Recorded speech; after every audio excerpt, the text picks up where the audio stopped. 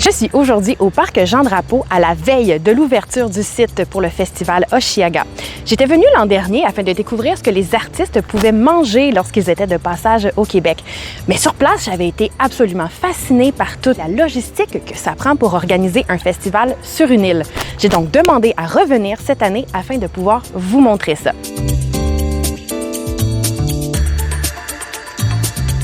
Je suis venue me promener ce matin sur le site juste pour voir où en était l'installation des équipements parce qu'il y a encore beaucoup de travail à faire avant de recevoir les premiers artistes.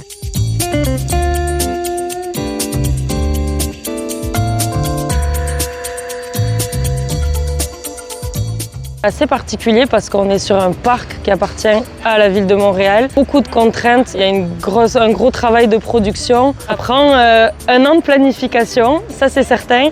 Et après sur le terrain, nous, on est là depuis le 7 juillet, donc environ 3 semaines pour monter tout ça. La préparation commence quelque part autour du mois de février. On est à passer à travers des listes et des listes d'équipements, d'ingrédients qui doivent être acheminés au site. Donc, on est une île ici, donc c'est pas nécessairement évident de recevoir des commandes. Tout ce qui est restauration, on monte des tentes, on monte des planchers. Les restaurateurs viennent avec leurs équipements de cuisine. On a à peu près 300 frigos sur le site, une trentaine de chambres froides. Food truck, ils arrivent 2 jours avant, certains 1 jour avant. Je vais parler au nom des restaurateurs. Être capable d'avoir les quantités requises en temps et en nombre. David de Bar-Saint-Denis qui était directement au téléphone avec son producteur pour aller chercher ces choses hier. C'est un effort de plus à faire, mais ça vaut tellement la peine là, au final, puis je pense que les clients l'apprécient.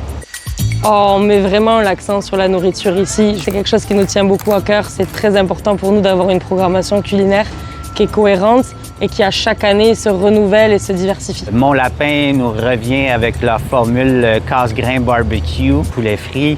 Une slotch avec des melons de miel. On a Danny Smile qui est là avec Doubles, avec son fameux Smash Burger. Il va nous faire même des poutines. Montréal, c'est la poutine, puis les artistes le savent. Pitchaise cette année, des bonnes petites brochettes. Un pied de cochon qui vont nous faire un smoked meat dans un beigne. Les plus grands défis, ils viennent un peu de partout. On pense juste au respect de l'environnement par rapport aux incendies, par rapport à la MAPAC, la livraison de notre marchandise et la température de nos jours de plus en plus. Ça prend des coins d'ombrage, ça prend beaucoup d'eau. Il faut s'assurer que ce qu'on sert froid reste froid, puis ce qu'on veut qu'il soit servi chaud soit à l'abri des moustiques. Je pense que les gens ne soupçonnent pas la quantité de travail que c'est pour monter. C'est sûr que quand on arrive, on veut profiter. Il y a des milliers de travailleurs qui sont là. Est-ce que c'est le fun? Il fait soleil, un petit vent. Non, c'est incroyable.